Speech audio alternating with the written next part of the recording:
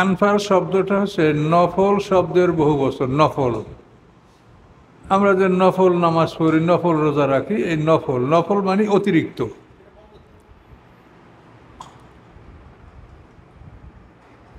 নফল শব্দের অর্থ অতিরিক্ত, অর্থাৎ ফরজ অজেব না, এর অতিরিক্ত।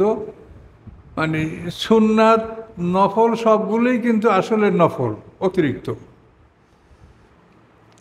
তো স্তর বিন্যাসের দিক থেকে আমরা মনে করি যে নফলের চাইতে সুন্নতটা আরও একটু গুরুত্বপূর্ণ, সুন্নতের চাইতে অজেব আরও গুরুত্বপূর্ণ, অজেবের চাইতে ফরজ আরও গুরুত্বপূর্ণ। তো ফরজ অজেবের পরে সব আমলগুলোকে এক কথায় নফল বলা হয়, অতিরিক্ত। তো এখানে আনফাল নফল, এই নফলের অর্থ হচ্ছে যুদ্ধলব্ধ সম্পদ, স্পয়েল অফ ওয়ার, যুদ্ধের যে সম্পদ মুসলমানদের হস্তগত হয়, এখানে আনফাল দ্বারা তাই বোঝানো হয়েছিল। তো এই যুদ্ধলব্ধ সম্পদকে আনফাল বলার কারণ হলো যে এইটা হলো আমাদের জন্য অতিরিক্ত। পূর্ববর্তী কোনো উম্মতের উপরে শত্রুর সম্পদ ভক্ষণ করা যায় ছিল না।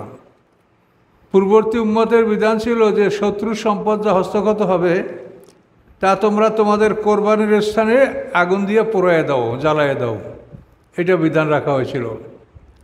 কিন্তু আমাদের উম্মতের উপরে এই জিনিসটা আল্লাহ তাআলা অতিরিক্ত বৈধ ঘোষণা করেছেন।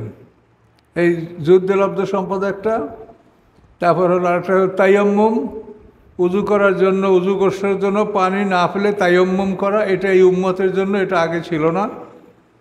আর একটা 3 নম্বর হলো সারা পৃথিবী আমাদের জন্য জায়নামাজ, মানে আপনি যে কোনো স্থানে নামাজ পড়তে পারেন এবং আপনার জন্য কোনো বিছনাপাতি কিছু লাগবে না। আপনি দেখবেন যে মাটিটা শুকনো কিনা, জাকাতুল আরদি ইয়াফসুহা, মাটির পবিত্র হলো মাটি শুকিয়ে যাওয়া। আপনি শুকনো মাটি পান, আপনি শুকনো মাটিতে আপনি দাঁড়াইয়ে নামাজ পড়তে পারবেন পৃথিবীর যে কোনো জায়গায়। এটা অন্যান্য উম্মতের জন্য ছিল না। তারা তাদের সালুদ, বিয়া, গির্জা, সিনাগগ, এইসব তাদের মানে মসজিদ, এইসবগুলোতেই তারা নামাজ পড়তে পারতো, এর বাইরে পড়তে পারতো না। এটা আমার জন্য এই 3টা জিনিস আল্লাহ তাআলা এই উম্মতকে অতিরিক্ত দান করেছেন, নেয়ামত। তো সূরাটা আমরা শুরু করি। রহমান রহিম আল্লাহর নামে শুরু করছি। ইয়াস আলুনাকা আনিল আনফাল, তারা আপনাকে যুদ্ধলব্ধ সম্পদ সবকে প্রশ্ন করে।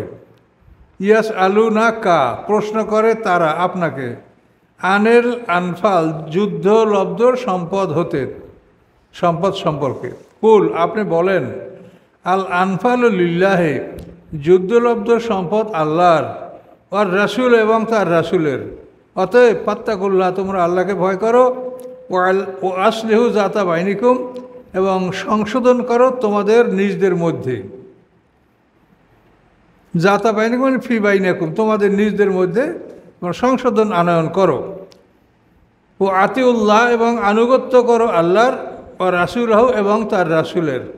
ইন কুনতুম মুমিনিন, যদি তোমরা মুমিন হয়ে থাকো। তো এখানে এই কথা আল্লাহ কেন বললেন, এর শান নজুলটা শুনলে বিষয়টা ক্লিয়ার হবে। সেটা হলো যে ইসলামের ইতিহাসে সর্বপ্রথম যুদ্ধ হচ্ছে বদরের যুদ্ধ, এবং এই যুদ্ধটা হয়েছে হিজরতের 18 মাস পর।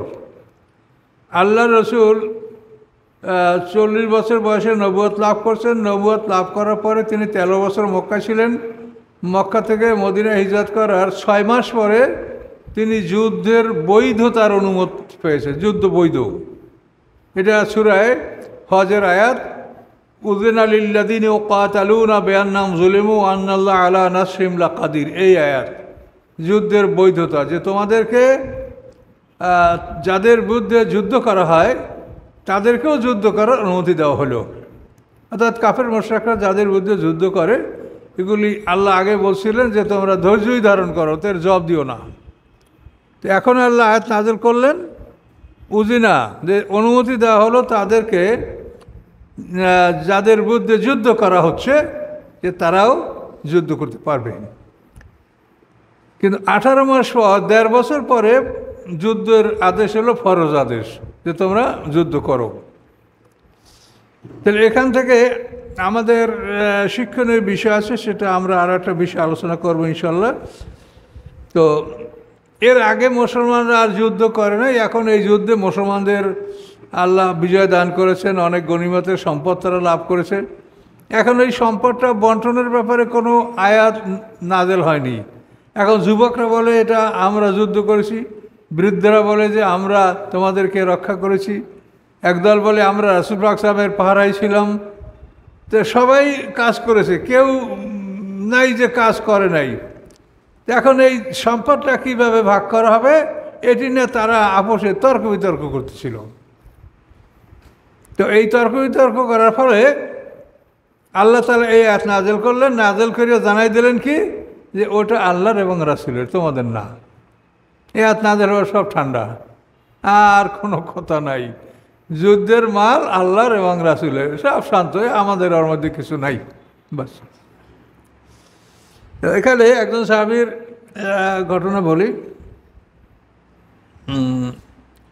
সাদ ইবনে আবি ওয়াক্কাস রাদিয়াল্লাহু তাআলা আনহু একজন বিশিষ্ট সাহাবী, জান্নাতের রোকন। উনি বলেন যে এই বদরের যুদ্ধের দিন সাঈদ ইবনে লাজ আমার ভাইকে হত্যা করেছে। অতঃপর আমি যুদ্ধ করে ওই সাঈদ ইবনে লাজকে আমি হত্যা করেছি। হত্যা করার পরে তার একটা খুব মূল্যবান তলোয়ার, এটা আমি তার কাছ থেকে আমি পেয়েছি। এই তলোয়ারটার নাম জুল কাসিফা। তলোয়ারটা ছিল আমার কাছে খুবই পছন্দনীয়। তা আমি আল্লাহ রাসূলের কাছে নিয়ে গেলাম, ইয়া রাসূলুল্লাহ, এই আমার ভাইকে ওই সাঈদ ইবনে লাজ হত্যা করেছে, পরবর্তী আমি তাকে হত্যা করতে সক্ষম হয়েছি, তার এই তলোয়ারটা আমি পেয়েছি, এটা আমার খুব পছন্দ, এই তলোয়ারটা আমাকে দেন। তখন আল্লাহ রাসূল বলেন যে এই মালের আমি এখনও মালিক হই নাই, ওইখানে রাখো, জমা রাখো। তো সাঈদ ইবনে লাজ বলেন যে এইটা আমি জমা রাখলাম, কিন্তু আমার মনে যে কি ব্যথা বেদনা ছিল সেটা আমি কোনো ভাষায় ব্যক্ত করতে পারি না। আল্লাহ রাসূল বলছে ওটা আমি আর মালিক না, তোমাকে দিতে পারো, রাখো। তো আমি রেখে দিলাম। কিন্তু আমি কিছুদিন যাওয়ার পরেই আল্লাহ রাসূল আমাকে ডাক দিয়েছে, এদিকে আসো। এর মধ্যেই রাসূলের উপর আয়াত নাযিল হয়েছে। আল্লাহ রাসূল বলেন আমি এখন ওটার মালিক হয়েছি, এখন তুমি ওটা নাও। তো এই মানে যুদ্ধের প্রথম পর্বে যখন তারা নিজেরা আপোষ এটা নিয়ে তর্ক লিপ্ত হয়েছিল, আল্লাহ এক কথায় তর্কটা বন্ধ করে দিলেন যে ওগুলি তোমাদের না, আল্লাহর এবং রাসূলের, বাস, শেষ। এই নাযিল হওয়ার পরে আল্লাহ তাআলা কী করলেন, এই সূরার এই যে 10ম পারার প্রথম আয়াত, সেই আয়াতে আল্লাহ ঘোষণা করলেন যে যুদ্ধে যে সম্পদ তোমরা পাবে সেটা 5 ভাগ। ওয়ালামু আন্নামা গানিমতুম মিন শাইইন ফাআন্না লিল্লাহি খুমুসা ওয়া লির-রাসূল। জেনে রাখো যুদ্ধে যে সম্পদ তোমরা গনিমত হিসেবে লাভ করো, সেই সম্পদকে তোমরা 5 ভাগ করো। 5 ভাগের 1 ভাগ আল্লাহ এবং তার রাসূলের, আর 4 ভাগ সৈন্যবাহিনীর। এই 4 ভাগ কীভাবে? ঘোড়ার 2 ভাগ, আর ঘোড়ার সাথে যে মানুষ তার 1 ভাগ, আর যে খালি মানুষ তার 1 ভাগ, এই 4 ভাগ। এইভাবে ভাগ করিয়া মাথা পিছু হার করে এভাবে তোমার ভাগ করে নেবা। ঘোড়া 2 ভাগ, 2টা মানুষের সমান অঙ্ক ঘোড়া, আর ঘোড়ার সাথে যে সওয়ারি সেভাবে 1 ভাগ, তাহলে 3। আর যে খালি মানুষ, পদার্থিক, পেডেস্ট্রিয়ান, তো এরা পাবে 1 ভাগ। এভাবে 4 ভাগ, আর রাসূল একা 5 ভাগের 1 ভাগ। এভাবে তোমরা গনিমত বন্টন করো।